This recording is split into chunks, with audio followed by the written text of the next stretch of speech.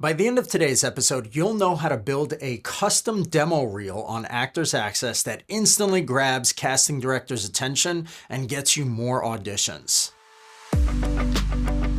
Welcome to the Actors Career Compass, where we help aspiring screen actors find high-quality auditions, sign with great agents, and book major roles in legit productions. I'm your host, Martin Benson, and today I'll be covering what a custom demo reel is and why it's more useful than you'd think these days, how to choose and arrange your clips strategically, and a simple tech adjustment that makes you look more professional. Now, if you're watching on YouTube, please pause the video for just a second and leave a comment below. What's the one scene or clip on your profile that you are most proud of and why? I'll personally respond to as many comments as I can. So what is a custom reel? Well, on Actors Access and a few other casting websites, you're able to pick and choose from the clips that you have to make a new customized reel for every submission that you do. Most actors upload one long standard reel and blast it everywhere. While that's great, and agents in particular love when you have a really strong reel, for casting directors who are looking for actors in specific projects, it's a little bit different. Why? Because casting directors rarely watch more than 10 or 20 seconds, unlike agents who oftentimes watch the whole thing if they're seriously considering representing you. If the first few moments don't match the character type that the casting director is looking for, they're going to move on, even if one of your later clips in your reel would have been perfect for the role. So that's why custom reels are such a cool thing.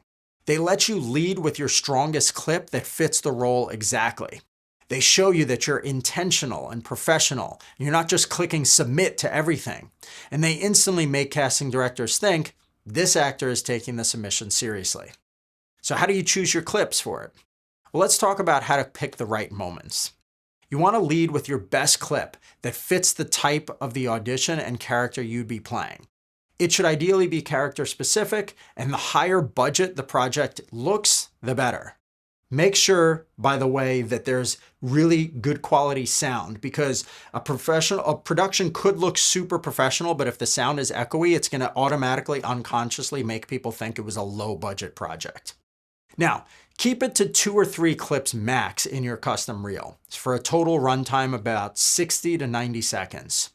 Choose moments with clear emotion or high stakes, right? Skip boring regular talking scenes unless that's all you have. If it's comedy, open with an amazing laugh line. If it's dramatic, open with something more emotional, similar to what you think that they're looking for based on the character description. Now, how do you arrange your reel? Well, think of your reel kind of like a playlist, right? You want to start with the best match for the role, then you want to follow up with the second best, and then, ending with a bonus clip that shows range or even a completely different character type or emotion, right?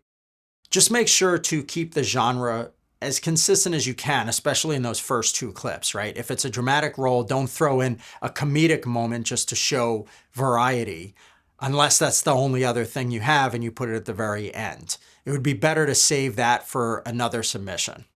Now, here is how professional actors streamline the process. So you want to keep a clip library in your Actors Access profile, and you can tag it or label them by role type, right? Like cop, lawyer, romantic lead, etc. This is going to make it faster to find what you're looking for later. Then make sure that all of your clips are under 40 seconds if possible.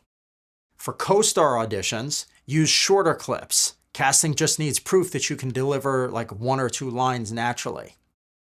Now, when it comes to agency outreach, okay, so like I said earlier, agents are a bit different than casting directors. It's usually best to pay a professional who can cut together a truly high-end professional reel. I actually do this virtually through Zoom while sharing my screen. So if you're looking to have a professional reel made from footage that you already have, just visit demoreelsnyc.com and we can see if my reel editing services would be a good option for you. At the end of the day, custom reels, though, will help you stand out to casting directors by letting you be hyper-specific about the kinds of roles that you're submitting to and the clips that you highlight. You want to keep them short, character-specific, genre-specific, and emotionally engaging. Finally, make sure to label your clips properly in your profile and format them short enough so that you can make new reels very quickly and easily for any opportunity. Well, thanks for listening.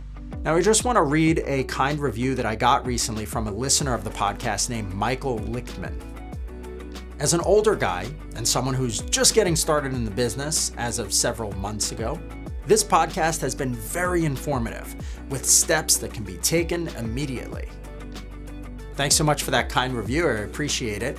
If you found the podcast helpful, I would very much appreciate if you'd also go and leave a review at ratethispodcast.com/actor-success. It helps more actors discover the show, and I also read reviews aloud in upcoming episodes. Thanks so much, and I will see you soon.